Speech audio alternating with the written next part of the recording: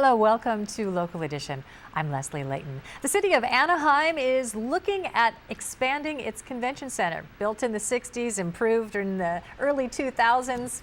They say it's time for a change. With us now is a city councilwoman, Lucille Kring, to tell us more about it. Thank you very much for being here. Oh, my pleasure, Leslie. Thank you for inviting me. Well, the convention center is just, it's the most beautiful building in the city, I believe.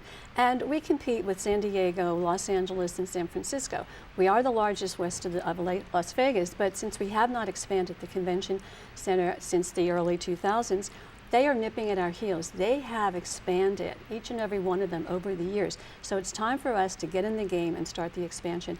And we're going to do that by two funding sources. It's going to be a TID, which is a Tourism Improvement District, where in 2010, Garden Grove and Anaheim hoteliers agreed to put 2% more on the bed tax, that when people come in, rent a room.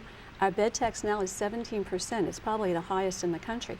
But that 2% is earmarked to not only fund the expansion of the convention center, but it also paid for this beautiful plaza that goes from Harbor on Convention Way up to the frontage of the convention center. So that opens up a lot of space where you can have concerts. When we have big conventions, they have concerts there, they have food courts there. So it just does a wonderful job of being a destination. And of that money, $6 million a year is going to be set aside to pay for the expansion. The expansion will cost about $180 million. I mean, this is a big amount of money. It's going to take 2 years to do the build out, but the other part of it is we are going to just do the debt that we already have in the convention center. We're going to, and by that we will refinance the debt? Thank you. Refinance that debt, and we should get about $11 million a year from that. So between the $6 million and the $11 million, we're close to $17 million, and we need about $18 million to each year over the 30 years to pay for this expansion. So it's a great deal.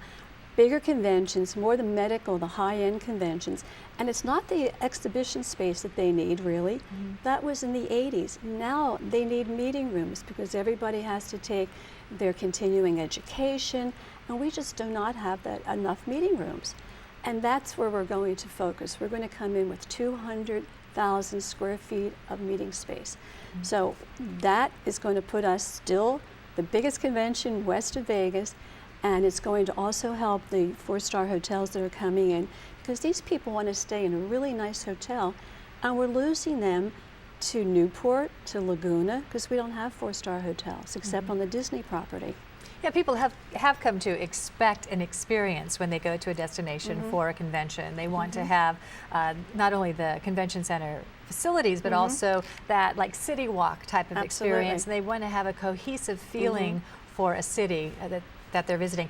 You mentioned some of the revenue sources, the financing. So any money out of the general fund at all for this? Probably very, very little. If any, it's going to be very minimal. But everybody's excited about it because the more conventions, the higher end conventions we get, the more the people will be staying in hotels. So we get the bed tax and we get the sales tax, and that all goes into the general fund, and that pays for police, fire, libraries, parks. Okay, so it goes to the city council. Where does this all stand? What does the timeline look like? Well, we should have a vote in the next couple of months, and I'm absolutely supporting it. You can probably tell I'm a big fan of the convention center expansion. I think we should have done it 10 years ago, but we're getting to it now, and that's what counts.